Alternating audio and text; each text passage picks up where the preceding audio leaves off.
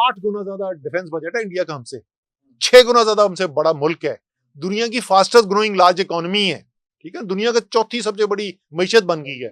उन्होंने हमें अटैक किया, हमने ऐसा ठोक के जवाब दिया, उनका दिमाग दुरुस्त कर दिया। सब ने अप्रिशिएट किया है, क्रेडिट रेटिंग एजेंसीज ने अप्रिशिएट किया कि हम बहुत अच्छा काम करें। इसी हुकूमत के वजीर दाखिला कहते हैं कि पिछले 3 साल के अंदर 100 अरब डॉलर पाकिस्तान छोड़ के भाग गया।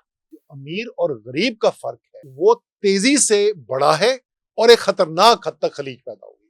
सरमायाकारी हो नहीं रही पाकिस्तान के अंदर, तारीख का सबसे कम लेवल, पैसा ले लेके भाग रहे हैं मुल्क से लोग, अरबों डॉलर लेके भाग रहे हैं। तो सारा पाकिस्तान कहता है कि ये फॉर्म 47 की हुकूमत है जिसका अखलाकी जवाज कोई नहीं है। कभी खबर आती है शहबाज शरीफ जा रहा है, जरदारी जा रहा है, नहीं शहबाज शरीफ जा रहा है, नहीं जरदारी जा रही है। ईरान जंग के अंदर पाकिस्तान ने जो रोल प्ले किया है, जो पाकिस्तान को एक रेलेवेंस मिली है, एज अ पाकिस्तानी देखकर दिल खुश होता है। और जब तक सियासी पार्टियों ने एक दूसरे के गले पकड़े हुए ना, आप जमहूरियत नहीं चला सकते, आप भूल जाए। अगर आप ये करेंगे, मेरे ख्याल में पाकिस्तान की जमहूरियत भी मजबूत होगी और पाकिस्तान भी मजबूत होगी। लेकिन मेरी 100% हमदर्दी आज भी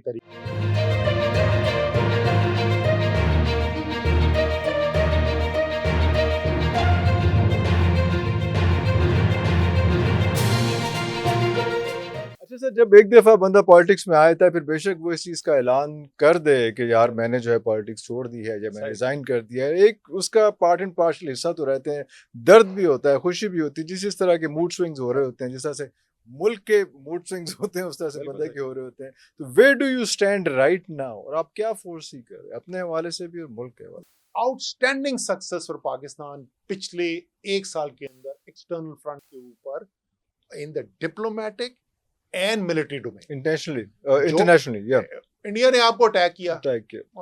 जरा सा इसको बहुत हम हल्का लेते हैं। 8 गुना ज्यादा डिफेंस बजट है इंडिया का हमसे, 6 गुना ज्यादा हमसे बड़ा मुल्क है, दुनिया की फास्टेस्ट ग्रोइंग लार्ज इकोनॉमी है, ठीक है, दुनिया का चौथी सबसे बड़ी मईशत बन गई है। उन्होंने हमें अटैक किया, हमने ऐसा ठोक के जवाब दिया, उनका दिमाग दुरुस्त कर दिया। Right, ट्रेमेंडस success.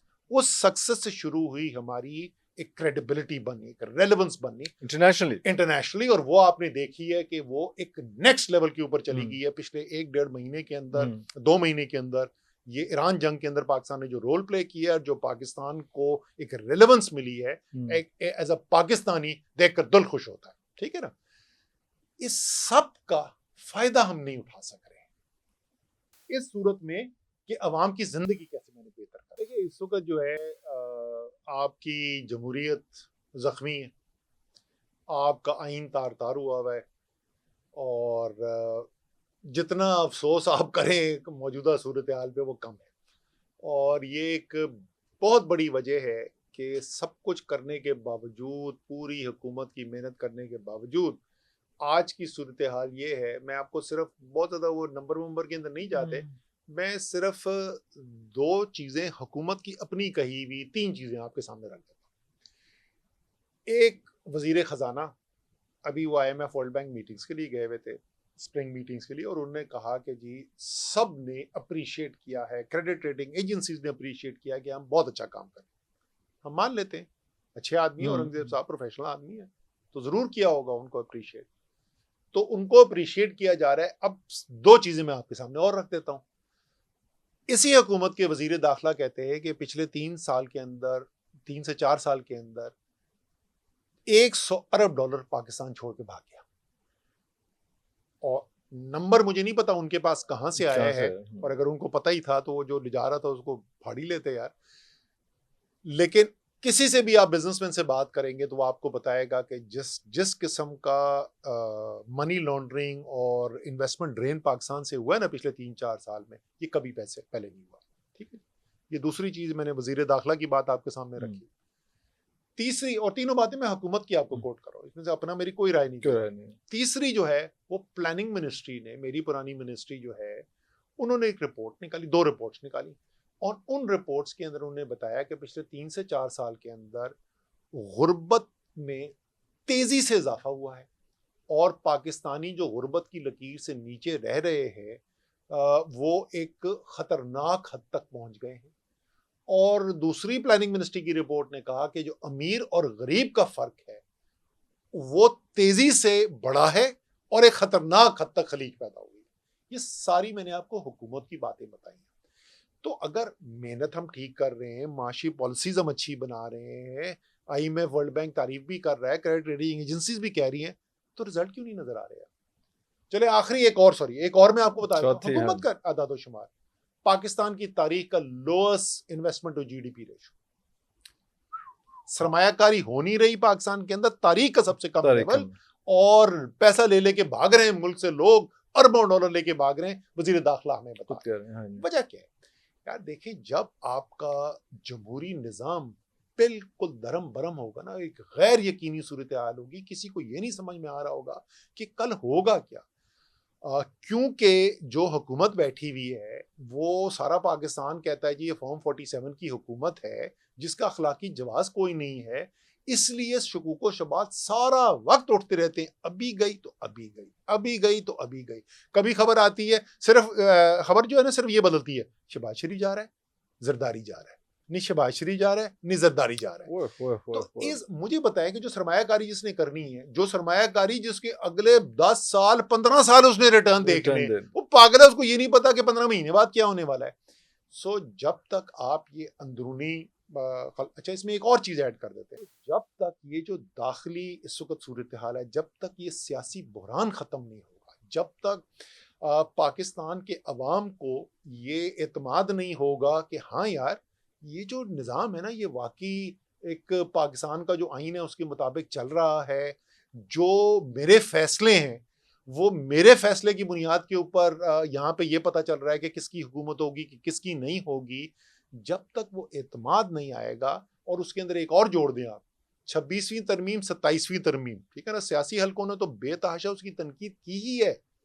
آپ کے خیال میں جو انویسٹر ہے جب وہ یہ خبریں سن رہا ہے کہ سب لوگ بول رہے ہیں کہ یار اب تو بالکل انڈیپینڈنس آف جوڈیشری ختم ہو گئی ہے, جوڈیشری جو ایگزیکٹو کے کنٹرول میں آ گئی, جب سارا وقت یہ باتیں ہو رہی ہیں تو یہ انویسٹر کو کیا سگنل جا رہا ہے کہ بھائی کل میری اگر حکومت کے ساتھ کسی چیز کے اوپر ڈسپیوٹ ہو گیا تو مجھے ریلیف کون دے گا؟ یہ تو کہہ رہے ہیں کہ جس کے پاس میں نے ریلیف کے لیے جانا تھا وہ اس کا ماتحت ہے جس کے ساتھ میرا جھگڑا ہے. اور یہ صرف پاکستان نہیں, یہ باہر کا انویسٹر, میں جیسے آپ کو پہلے بتا رہا تھا نا کہ ہماری جوائنٹ وینچرز تھے, مجھے ابھی تک یاد ہے وہ میرا جو ڈچ جو کاؤنٹر پارٹ تھا جب ہم نے اینگرو ووپیک ڈیولپ کی تو میں پاکستان کی طرف سے لیڈ کر رہا تھا اس کی کمرشل سائڈ, اور جو ڈچ سائڈ لیڈ کر رہا تھا. ہم دونوں ساتھ فلائٹ پہ گئے ادھر ایمسٹرڈیم, وہاں سے روٹرڈیم ان کا دفتر تھا, وہاں سے روٹرڈیم گئے, اس کے دفتر میں گئے تو وہ کوئی ہفتے 10 دن کے بعد آیا تھا. تو وہ انٹرے, آج کل تو سب کچھ ای میل ہوتا ہے, اس وقت انٹرے کے اندر کاغذ بھرے ہوئے تھے, تو وہ اپنی کہتا میں ذرا جلدی سے کاغذ, وہ ہر تیسرا کاغذ نا ایسے کر کے میرے سامنے بھیجتا تھا. وہ پتہ ہے کیا کاغذ میرے سامنے پھینکتا تھا؟ اس کے اندر نیوز رپورٹس ہوتی تھیں, کراچی میں 6 بندہ مر گیا, فلانا دھماکہ ہو گیا. سو جو یہاں پہ ہو رہا تھا وہ ایز این انویسٹر وہ کانسٹنٹ خبر اس کے پاس جا رہی تھی. سو جو ملک میں اگر انویسٹمنٹ کرنا چاہتا ہے, آپ اگر راجن پور میں زمین دیکھنے کے لیے جائیں گے تو آپ ڈیو ڈیلیجنس کریں گے نا, ادھر کوئی مقامی آپ بولیں گے یار کسی ڈی سی کا پتہ کرو, وہ مجھے کوئی اس کا صحیح اس کا کوئی بتائے کہ یہ ہے یا نہیں ہے, یا اس علاقے کا کوئی بندہ ہو جو جاننے والا ہو.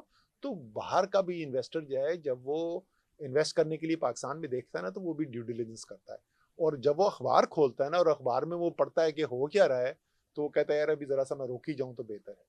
تو اس لیے میرے خیال میں جسٹ ٹو کلوز, ایسی ڈیولپمنٹس ہوئی ہیں جس سے پاکستان کے لیے اپرچونٹی کریٹ ہوئی ہے, اور وہ خود بخود نہیں ہوگی, پاکستان نے کی ہیں وہ opportunities create, and all credit to the people جو وہ ایکشنز لیے گئے ہیں. لیکن اگر واقعی اس کو sustainable long term success for the country and welfare of the people, عوام کی زندگی واقعی میں آپ بہتر کرنا چاہتے ہیں تو پھر آپ کو اس سیاسی بحران کو حل کرنا ہوگا. Asad Umar is doing something for that or not? یار میں جو ہوں نا اس وقت مفت کے مشورے دیتا ہوں بہت سارے وہ میں پوڈ کاسٹ کے ذریعے بھی دیتا ہوں, وہ میں ملاقات کر کے بھی دیتا ہوں. میری سیاسی جو پارٹیز ہیں, لیڈرشپس ہیں, وہ صرف تحریک انصاف والے نہیں, وہ جو دوسری پارٹیز کے ہیں ظاہر ہے اسمبلی میں ساتھ رہے میں ایٹسیٹرا, ان کے ساتھ بھی جو ہے میری ملاقات ہوتی رہتی ہے. 2 چیزیں میں چیمپئن کر رہا ہوں. ایک تو یہ ہے کہ جب تک پاکستان کی سیاسی پارٹیاں ساتھ بیٹھ کے اس بات کو نہیں اکنالج کریں گے کہ یہ سسٹم اب نہیں آگے ڈیلیور کر سکتا اور نہ کرے گا، جس مرضی کو اس وقت آپ پاور میں لیں. اور جب تک سیاسی پارٹیوں نے ایک دوسرے کے گلے پکڑے ہوئے نا، آپ جمہوریت نہیں چلا سکتے، آپ بھول جائیں. تو پہلی چیز تو ہے جس کو میں بولتا ہوں چارٹر آف ڈیموکریسی 2.0، ایک نئے میثاق جمہوریت کی ضرورت ہے جس میں سارے سیاسی پارٹیاں، اور میری جو میں سیاست میں تو نہیں ہوں لیکن میری 100% ہمدردی آج بھی تحریک انصاف کے ساتھ ہے. تو میں جس طرح میں اینگروں کو بولتا ہوں ہماری، تو میں تحریک انصاف کو بھی ہماری کہتا ہوں یار. تو ہماری پارٹی کی جو ہے نا اس وقت جو ایک چیز جس کے اوپر مجھے شدید اختلاف ہے ان کے ساتھ، وہ یہ ہے کہ ہم ان کے ساتھ بیٹھ کے بات نہیں کریں گے. آپ ان کو حکومت بالکل نہ مانیں، میں بھی نہیں مانتا، پاکستان کے عوام بھی نہیں مانتے، وہ فارم 47 ہے، لیکن وہ سیاسی پارٹی ہے. تحریک انصاف کو کروڑوں نے ووٹ دیے نا، لاکھوں نے ان کو بھی ووٹ دیے ہیں، وہ بھی پاکستانیوں کو ریپرزینٹ کرتے ہیں.